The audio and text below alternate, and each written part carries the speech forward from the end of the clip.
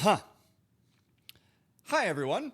I am Sammy Flair, and welcome back to Bolt Action, the series where every so often I just have to ask myself, what the did I just watch?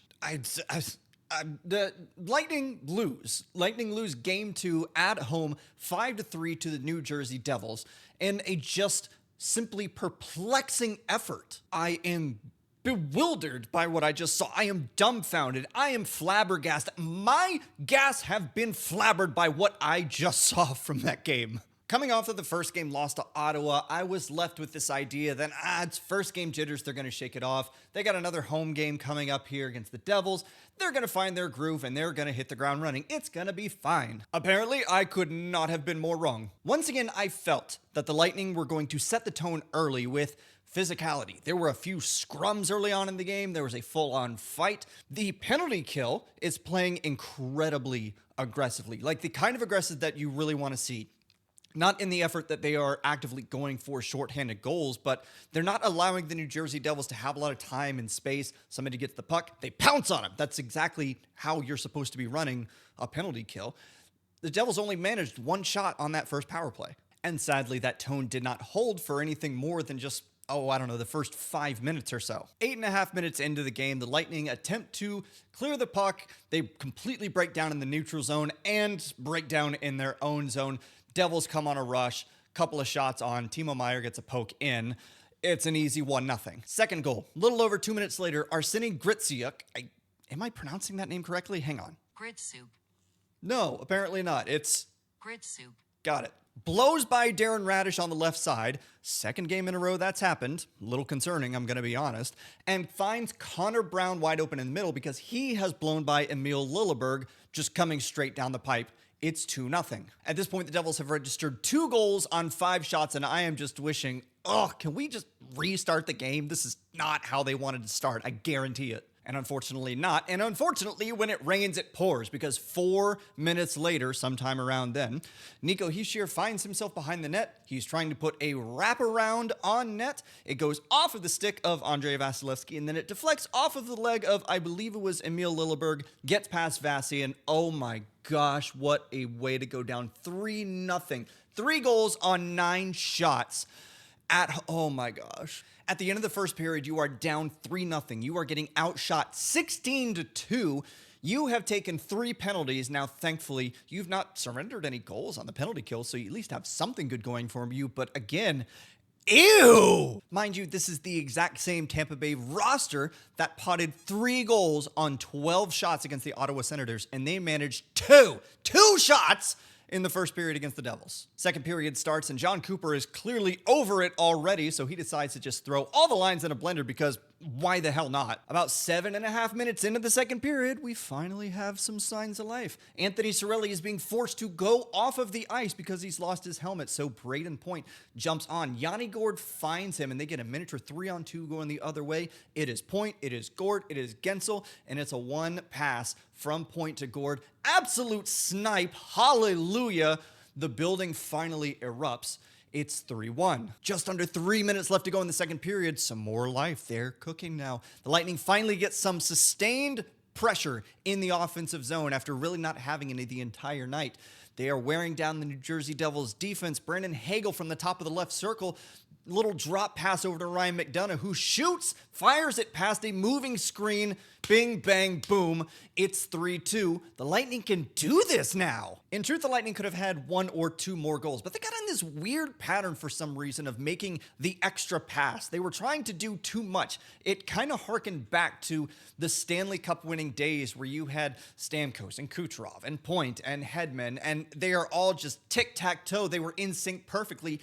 This team is not that. At a certain point, you just have to fire it on net and not go for that extra fancy little pass so you can get, 3 square inches more of net to shoot. Just shoot the puck. Nevertheless, the Lightning in the second period, back in this game, they're only down by 1 goal. They are still being outshot 23-10 at this point, which really communicates to me that this is a team that can score at will, but they're choosing not to?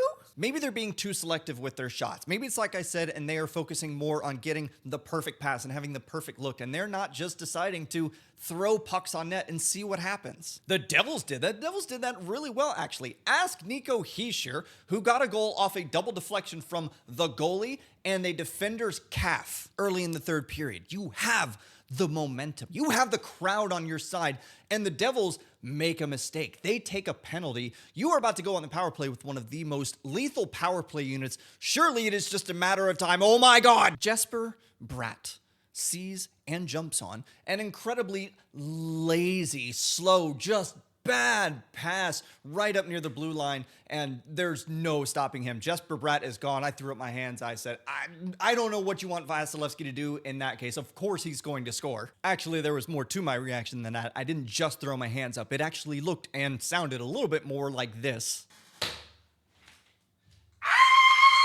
Yeah, I'm sure my neighbors hate me by this point.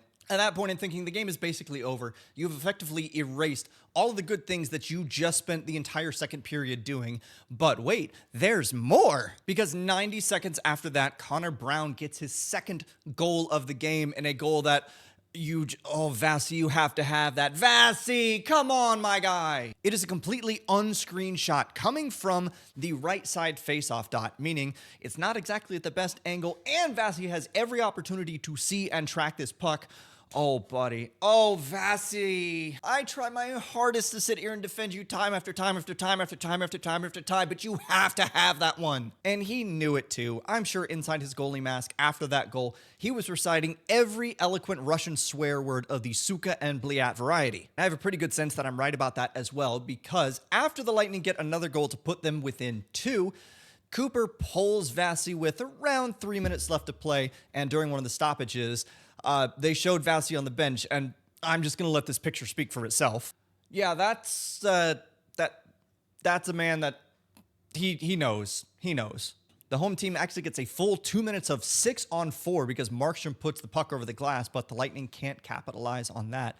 They lose their second straight game at home to open the season, 5-3. The Devils doubled up this team in shots. And look, the Devils, they are a good team. They are a playoff team, much like the Senators were. They want to go back and they want to push deeper and deeper. This team is young, but it's getting more experience. They are going to continue to be a threat in the Metropolitan Division for the foreseeable future. But the Panthers, they are not. The Oilers, they are not. The Golden Knights, they are not. The Lightning cannot be letting these teams, very beatable teams, mind you, run all over them. The play has been so sloppy in these first 2 games, and that's at all points. The defense has been atrocious, allowing so many odd man rushes and breakaways and just letting forwards blow right by you and get quality chances on goal and scoring goals. The neutral zone has clearly been a big issue, both offensively and defensively. They cannot generate any pressure in the neutral zone to take the puck away from the Devils in this case. They cannot generate any sort of momentum so that they can break in and sustain some pressure in the offensive zone either. It's sloppy. The passes are bad. They're off target, and the ones that are on target are not being corralled as they should. They are passing far too many times to try to generate offense instead of just throwing pucks to the net. And again, I am going to pin some of this on Vasi. That one goal especially was an absolute heartbreaker. You have to have that. Allow your team the opportunity to get back into this game. Oh! For the first time in a long time, I heard boos inside of Amalie Arena. Boos not directed at the opponent. Boos directed at the home. Do you know how long it's been since that's actually happened? Since a home crowd in Tampa has been so displeased with the efforts across 2 games, they felt the need to boo their own team? Oh, my bad. It's no longer Amalie Arena. They went with an even more aggressively corporate name in Benchmark International Arena, Snore. We once had this arena named the Ice Palace. How did we fall so far to Benchmark International Arena? Ugh. Look, y'all, over the first 2 games, this team might be cursed. And I think I might know why. It's not personnel changes. It's not player development. It's not scheme changing. It's not administration. It's none of that. You want to know what the actual curse is right now? It's another change that got instituted this season. They changed their goal song. Look, I will fully admit the Lightning haven't had a good goal song in quite some time. The last good one was probably that song by Mona called Goons, and hi, Todd, I see you in the comments. But mark it down. If this team is indeed cursed, it's not because they changed their goal song. It's because they changed their goal song to be a song from Nickelback. This is not the time and place for a Nickelback rant, but suffice it to say, I'm not a fan. In all seriousness, it's not time to push the panic button on this yet, but it is inching ever closer. And when it comes time to push that panic button, I'm going to be palm slamming it like that lizard meme. Panic, panic, panic, panic. My webcam is really good with the auto exposure, isn't it? It accounts for every shadow that I put in front of my face. You're about to go on a 4-game road trip that has 2 back-to-backs on it. Monday and Tuesday, you're in Boston, you're in Washington. Friday, Saturday, you're in Detroit, you're in Columbus. You need to come away with at least 2 of those wins. You have been blessed with a very winnable schedule in the month of October. To start 0-2 is disappointing to say the very least, but if you don't right the ship now, your November is going to be a struggle. I'll be very interested to see what Cooper does with the Lions going into this road trip. They're getting J.J. Moser back from suspension. I have to imagine that Maxwell Crozier is going to come out of the lineup so Moser can come in. They definitely need to shake up those defensive pairs because Radish and Lilleberg, it does not work. You need to put Radish back with Hedman, and you need to put Lilleberg with Moser probably. And the forward group needs to get back to basics. This is not the 2020 Lightning or the 2021 Lightning. It's not the greatest show on ice. You cannot get by with 6 shoestring passes to get that perfect opportunity to shoot. You just need to find your opportunity and you need to throw that puck on net. I don't know if that means you have to continue to throw the forward lines into a blender. I don't know if it means you just need to instill in the team, shoot first, ask questions later. And y'all got to get something together. This team does not look like it gels. It does not look like it has any chemistry whatsoever. That's a problem you need to fix early because, again, November is coming, and November is a rough schedule. You are certainly not going to win the Stanley Cup in October, but you can sure as hell lose the Stanley Cup in October. That's it. That's all I got for this video. Thank you so much for watching. Thank you so much for giving me just a little bit of your time. I hope that the Lightning are seeing these things as clearly as I am as a fan, and that they're going to put the work in to fix these things, because next week, 2 back-to-backs, that's a gross schedule too. Oh yeah, and if you like what I'm doing here, please don't forget to drop a follow or a subscribe or a whatever it is here on YouTube. Leave a comment, do all the things. I appreciate you. But until I see you again, remember, go Bolts, and fingers crossed that I don't get noise complaints from the neighbors.